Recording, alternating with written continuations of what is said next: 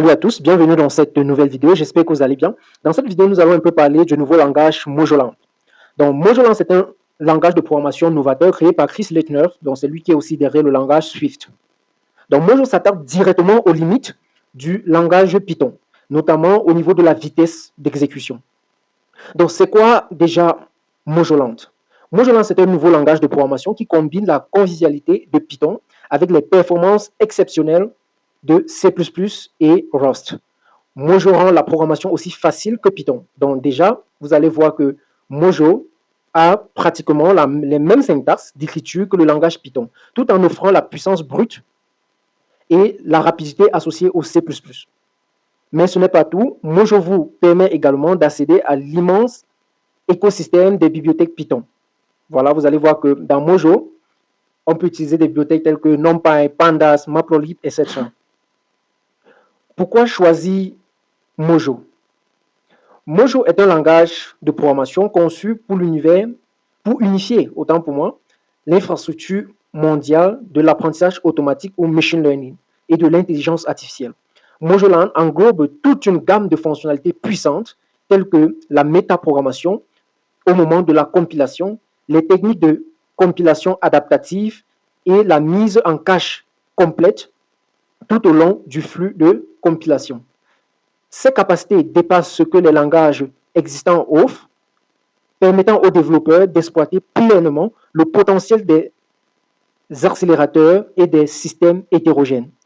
Avec Mojoland, nous avons la possibilité d'embrasser une nouvelle ère de la programmation de l'intelligence artificielle, donnant à nos projets une dimension d'innovation et de performance inégalée. Les fonctionnalités de Mojo, voilà, comme vous pouvez voir ici, nous avons déjà le type progressif. Vous savez que Python est un langage dynamiquement typé. Donc déjà avec Mojoland, quand on va déclarer une variable, il faut donner son type exactement comme en C. Donc ce n'est plus comme on fait en Python, A est égal à 5 et que c'est Python qui sait que non, ici A fait partie de la classe des int. Cette fois-ci, nous allons déclarer nous-mêmes le type de cette variable, ce qui va nous pousser à avoir moins d'erreurs, n'est-ce pas? L'abstraction sans coût. Donc, on prend le contrôle du stockage en allouant les valeurs directement dans les structures. Gestion des propriétés, vérification des emprunts, algorithme paramétrique portable. Donc, l'article, le lien vers cet article que j'ai écrit en description, donc vous pouvez aller directement là-bas. À quelle vitesse fonctionne Mojoland? Mojoland est rapide car il effectue un traitement parallèle sur plusieurs cœurs, contrairement à Python qui effectue une exécution monothread. Donc, comme vous pouvez voir l'image à l'écran. Maintenant, ici, on a fait un test, n'est-ce pas? Les développeurs ont fait un test, les programmeurs, avec la version 3.10.9 de Python. Ils ont fait cela sur l'algorithme, laissez-moi regarder directement ici. Ils ont fait cela sur cet algorithme, l'algorithme de Mandelbrot. OK? L'exécution de cet algorithme sur Python 3.10.9 prend 1027 secondes et l'exécution de cet algorithme sur Mojo prend 0,03 secondes. Ce qui montre que Mojo est 35 000 fois plus rapide que Python 3.10. C'est énorme, c'est vraiment énorme. N'est-ce pas? Donc là, la syntaxe, si vous regardez la syntaxe de Mojoland ici, vous allez voir que c'est similaire à Python. OK, vraiment similaire. Maintenant, au niveau de l'extension, vous allez voir ça peut être un point Mojo ou bien un point l'emoji du feu. Voilà, c'est impressionnant là. Vraiment impressionnant. Au niveau des classes, vous allez aussi voir, à la différence, on doit donner le type des variables.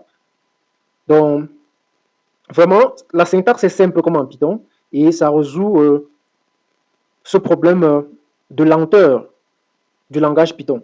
Maintenant, quelle est vraiment la différence entre Mojoland et Python?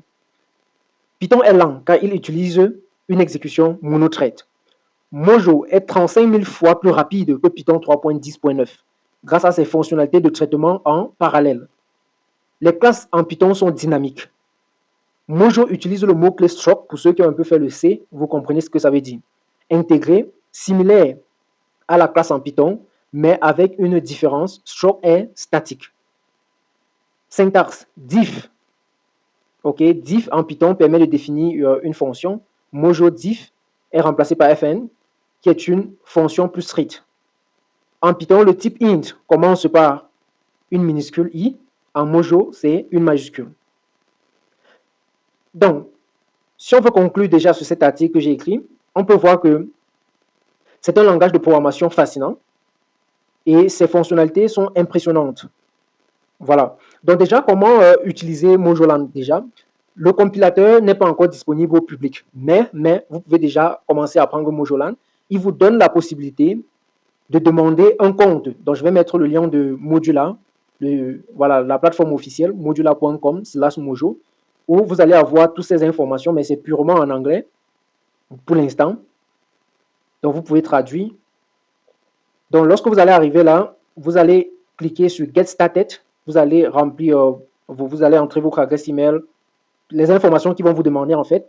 Puis, après, voire quelques heures, voire quelques jours, voire quelques semaines, ils vont vous donner accès à cette machine virtuelle sur le cloud, ok, où vous pouvez exécuter du code Mojo.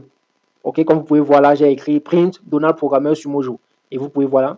Donc, moi aussi, je suis encore en train d'apprendre voilà, ce langage de programmation avec le temps, parce que je pense qu'avec le temps, ça va prendre le dessus, ça va vraiment entrer sur le marché, vu les problèmes que ce langage résout, n'est-ce pas?